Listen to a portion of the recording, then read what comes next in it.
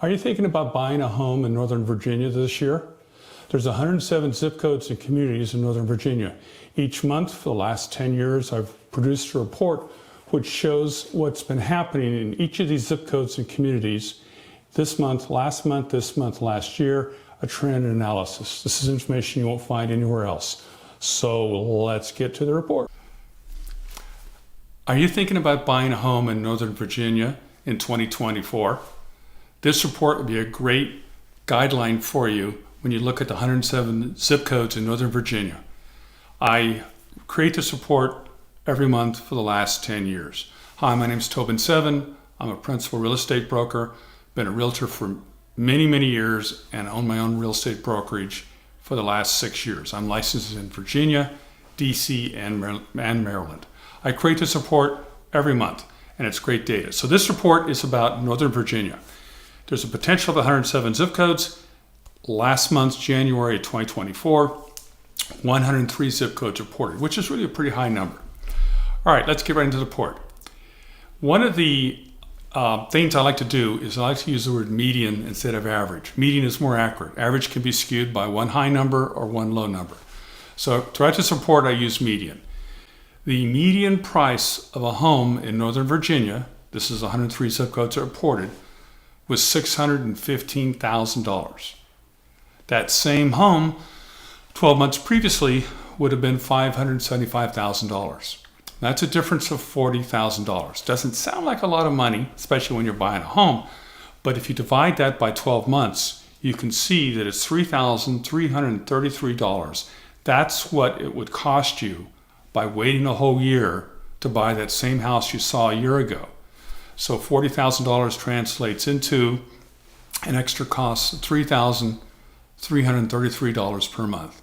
So the message here is, if you're thinking of buying, you should buy.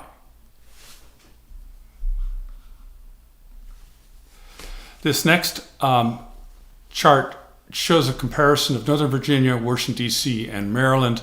I'll go over these reports in more detail in future YouTube videos. One of the things that's causing this increase in prices is a low inventory of homes for sale.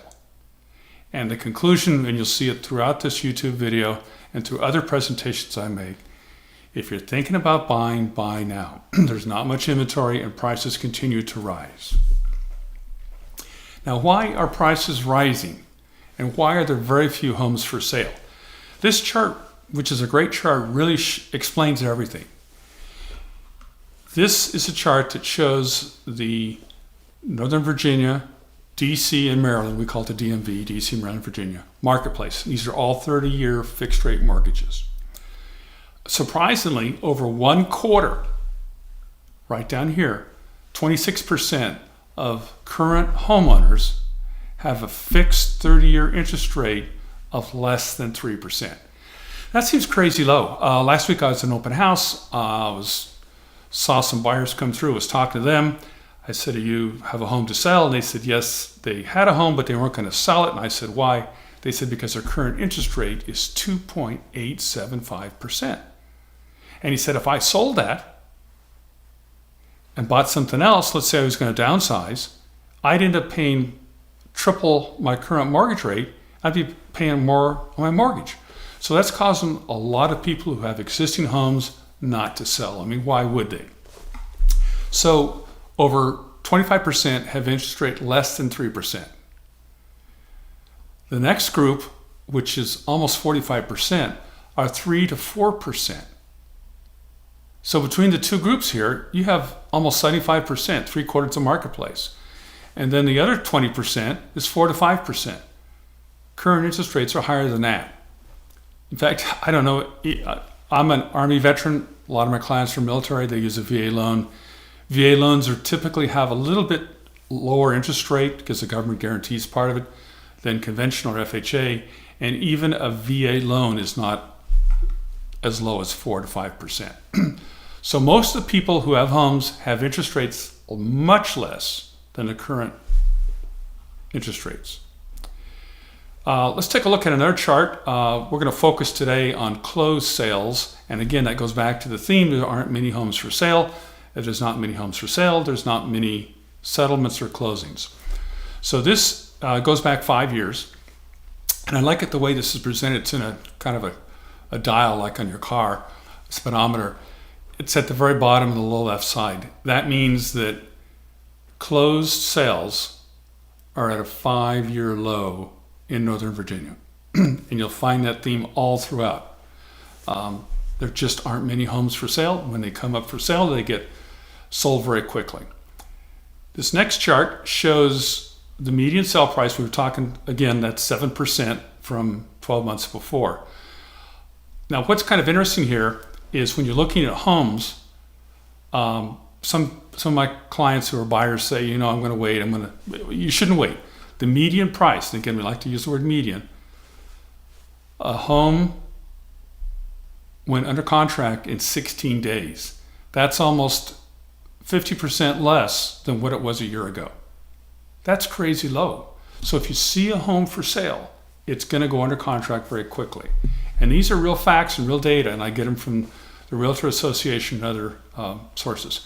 One other thing that's kind of helpful when you're looking to buy a home, or even if you're going to sell a home, the median price per square foot, that is $304, which is a great number to have. So if you know the size of your home, multiply it times $304, and that is what the median price would be in Northern Virginia. It's a nice, handy, back-of-the-pocket type of formula to use. This shows, again, not much inventory of homes for sale. I like to take the two numbers together, all paintings and closed sales, add them together at the top line, and 2004, and we're only 1 month into 2004 as far as the data that's being reported, is almost the same as 2023. But 2023 was horrible compared to 2022, and 2021 was much higher. So we're seeing the trend go down, down, down. Now it's not going down as much, but it is going down. Here's an excerpt. I have 103 of these horizontal reports here for each of the zip codes and communities. I'm just going to show the first 14. But this is a great report because it shows the zip code, the community, the prices in the last 12 months, what they've gone up by, and then here's the number, and anything in red has a median increase or decrease of 30% or more. Of course, we're not seeing any big decreases. The overall trend is prices are going up. One quick reason why I think the Federal Reserve is not going to be lowering interest rates in the foreseeable future is if we look at the Consumer Price Index, CPI, the numbers for January, and January is the word now, NOW, 3.1%. November was 3.1%. Now, why is that bad that it's 3.1% again, same as November? The reason is the money people were all saying they expected January to be in the twos, and it wasn't. We've also seen the Producer Price Index, which is not reported here, which is a precursor of what's going to happen with the Consumer Price Index. It's what manufacturers pay.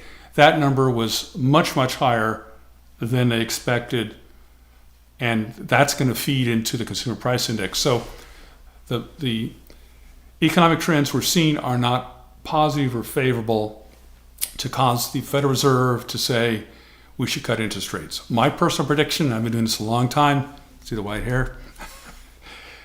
I think it's going to be late summer till we see any interest rate relief.